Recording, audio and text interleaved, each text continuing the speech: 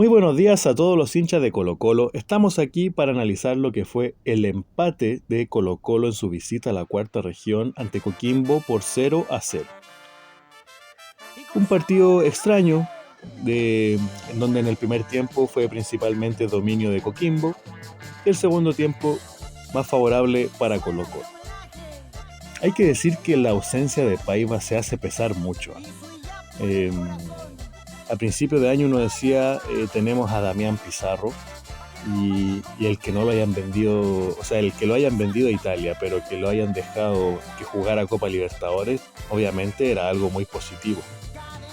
Pero yo no creía en la abducción de los extraterrestres y creo que nos abdujeron a Damián Pizarro, se lo llevaron y nos dejaron a otro jugador. Otro jugador que está desparramado en la cancha, que no aguanta los balones, que se ve muy pesado. No sé, de verdad no sé qué le pasa a Damián Pizarro. Yo no sé si es una desmotivación personal, a donde ya está vendido a Italia. Yo no sé si está entrenando bien, si le falta, no sé, más ritmo de juego, más partidos, no sé, pero está totalmente fuera de ritmo.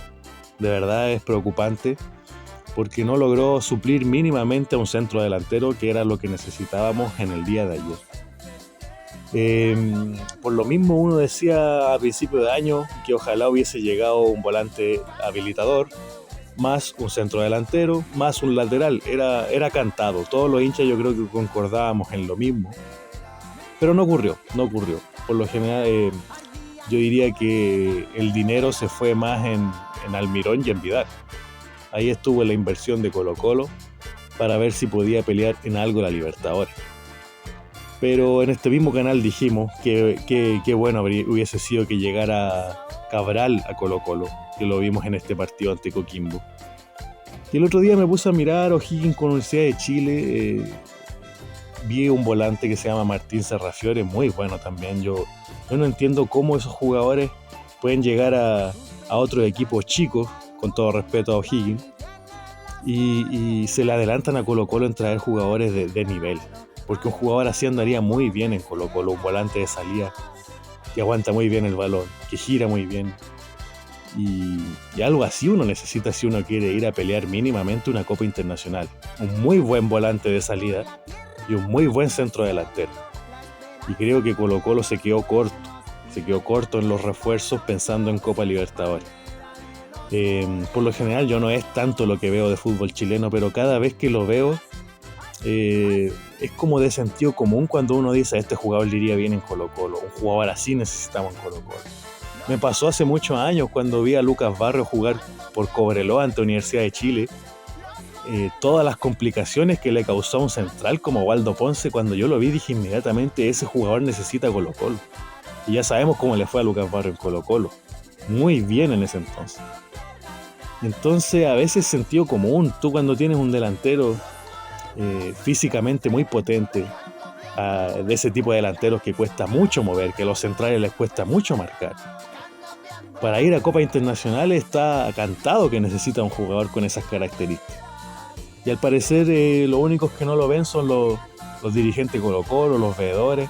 Desconozco bien cómo funciona ese sistema. A veces los equipos chicos son los que le suben demasiado el precio a los jugadores y les trancan las carreras, pero de verdad a veces uno no entiende cómo se te adelantan todos los equipos a muy buenos refuerzos que podrían andar muy bien en Colo-Colo. Es algo que uno nunca va a entender del todo. Pero bueno, volviendo al partido, creo que Colo-Colo demuestra que le falta plantel, y que no le va a alcanzar para disputar todos los torneos que se le pongan enfrente. Es muy característico de que entrevistan a cualquier jugador de Colo-Colo y todos dicen vamos a pelear todo lo que nos pongan enfrente. Creo que con este plantel no alcanza. Y ojo que Gustavo Quinteros el año pasado, si hubiese ganado algunos partidos importantes cuando estaba cerca del líder, quizás sí hubiese podido disputar el torneo nacional. Pero eso fue porque quedó eliminado en la primera fase de grupos de Copa Libertadores, que es a la que recién acaba de clasificar Colo-Colo. Y yo creo que si trajeron a Vidal, si trajeron al Almirón, es para intentar hacer una presentación un poco mejor que la de los certámenes anteriores.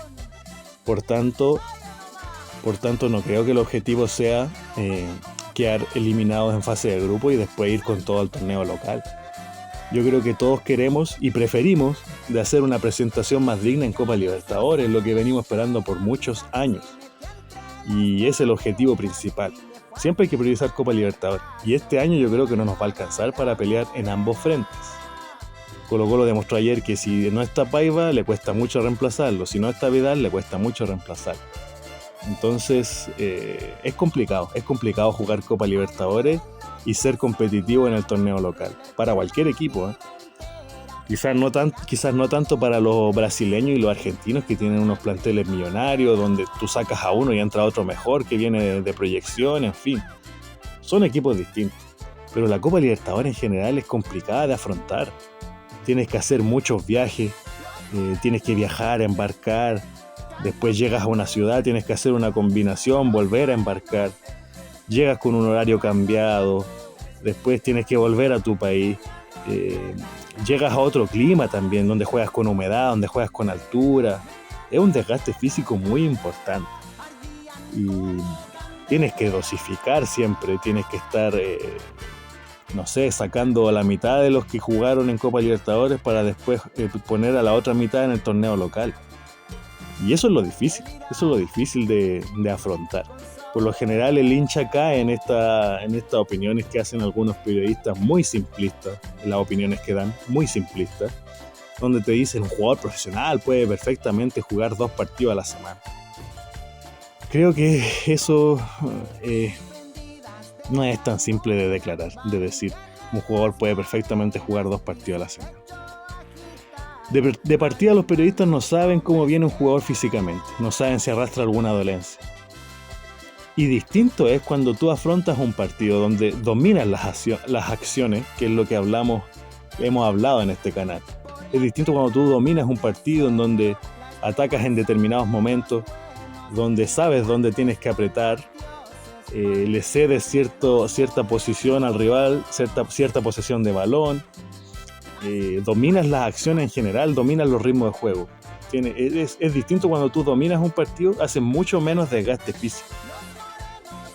Pero cuando tú tienes un partido donde la pierdes rápido arriba, por lo tanto tienes que estar constantemente corriendo hacia tu arco, o sacas una mínima ventaja después de haber hecho mucho esfuerzo, y después se te empieza a ir encima del rival, es distinto a que ello hace un desgaste físico muy grande.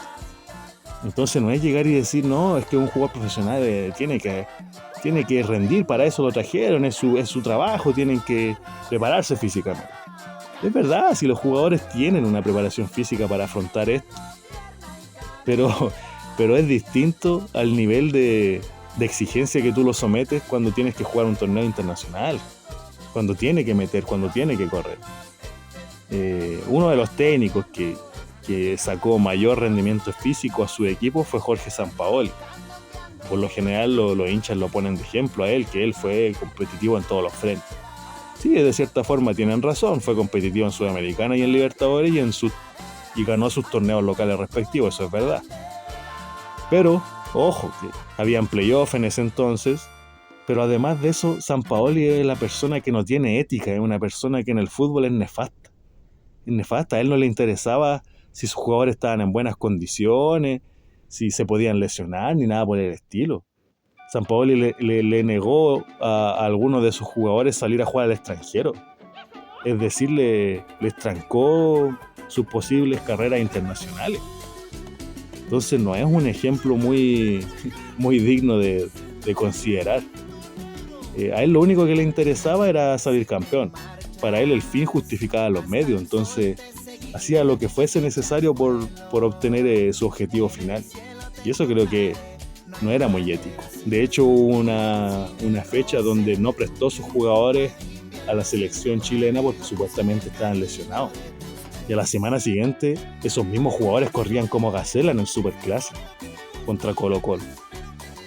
Y entonces era un técnico que no le interesaba nada, solo su éxito personal. No le interesaba la carrera de sus jugadores, si podían salir al extranjero, nada. Si de él dependía, él no los dejaba salir. Era así, era un técnico que no tenía ni una ética. Entonces, a veces los periodistas tienen opiniones muy simplistas y hay que tener ojo con eso, porque No es tan sencillo, no es tan sencillo. Pero bueno, volviendo a lo que fue el partido ante Coquimbo, ojo que Colo-Colo jugó la mayor parte del partido con un solo volante de contención. Y cuando iba a entrar Vicente Pizarro a reforzar esa zona, porque nos estaba faltando un jugador más en medio campo, los periodistas todos decían, lo más probable es que salga Gil. Yo de verdad que no entiendo de dónde sacan el título de periodista y además qué los hace calificar como periodista deportivo. Yo siempre supe que Gil no era el que iba a salir. Yo sabía que el que iba a salir iba a ser un delantero en punta, ya sea Zabala o Volado. Estaba cantado el cambio. Y cuando entró Vicente Pizarro, Colo-Colo empezó a dominar mucho más las acciones, empezó a recuperar mucho más rápido. Distinto es que le faltó profundidad. ¿Por qué? Porque hubo jugadores que empezaron a bajar su rendimiento. Palacios, justo la entrada de Vicente Pizarro coincidió con que Palacios bajó mucho físicamente. Se empezó a fundir un poco. Y otros jugadores como Damián Pizarro también ya lo habían sacado, entonces estábamos sin centro delantero. Le faltó profundidad a Colo-Colo, un tema que tiene que seguir trabajando porque le cuesta mucho profundizar. Y cuando no está Paiva se le arma un lío ahí en esa zona, pero mejoró mucho en el juego colectivo en general. Cuando yo me refiero a juego colectivo es todo. La forma en que tú recuperas los segundos balones, la rapidez con que recuperas en cierta zona de la cancha, lo que te permite no solo posesión, sino que además poder tener más claridad dentro de la cancha. En fin, un montón de cosas que creo que cuando Colo-Colo juega con dos volantes de contención, sin duda eso mejora. Punto aparte, y esto es una vergüenza, el arbitraje.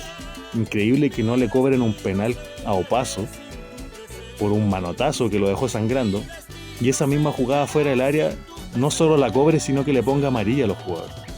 Un árbitro que de verdad uno no sabe a qué salió, bajo qué criterio salió a arbitrar ese partido. No sé si habrá sido anticolocolino o qué, pero de verdad uno no entendía. Otras veces uno entiende, uno dice, ya aplicó el mismo criterio acá y acá también. Lo de ayer nada, era un penal clarísimo para Colo-Colo. Y cuando aquello sucede, cuando te cobran un penal y tú te pones en ventaja, cambia totalmente el trámite del partido. Y el desgaste que tienes que hacer es mucho menor. Veníamos de jugar con Trinidense, en fin. Tienes que ir de visita a una cancha pesada, una cancha distinta. Y una jugada así, una mala decisión de un árbitro. Esta semana tuvimos mala suerte porque tuvimos mala decisión de los árbitros, tanto con Trinidense como con Coquimbo. Te cambia todo lo que tú planificas. Te desgasta físicamente, mentalmente. Y eso los hinchas lo tienen que entender. Está bien exigirle a tu equipo, exigirle garra, exigirle que metan, exigirle que busquen mejorar día a día. Pero también hay que considerar otras cosas, otros factores. A veces uno termina haciendo un desgaste físico más allá del que puede hacer un ser humano por cosas como esta, por malas decisiones de los árbitros. Y eso es un punto a considerar. Así que eso sería todo, colocolinos. Ahora se viene un receso, esperemos que nos sirva mucho para lo que viene, porque se nos viene lo que para mí es lo más importante, la fase de grupos de Copa Libertadores, y necesitamos hacer una presentación digna dentro de lo que se puede, porque Blanco y Negro no trajo los refuerzos que debió traer, los que le pidió a la hinchada, pero Almirón dijo antes de que empezara el torneo de que él estaba consciente de que no le iban a traer tantos refuerzos y que iba a echar mano a los jóvenes. Así que dentro de lo que se pueda es indispensable de que este año sí o sí hagamos una mejor campaña en Copa Libertadores, esperando obviamente el sorteo, que no nos toque un grupo de la muerte. Esperamos tener un grupo más o menos abordable para cumplir el primer objetivo, que es clasificar de la fase de grupo de la Copa. Hasta la próxima.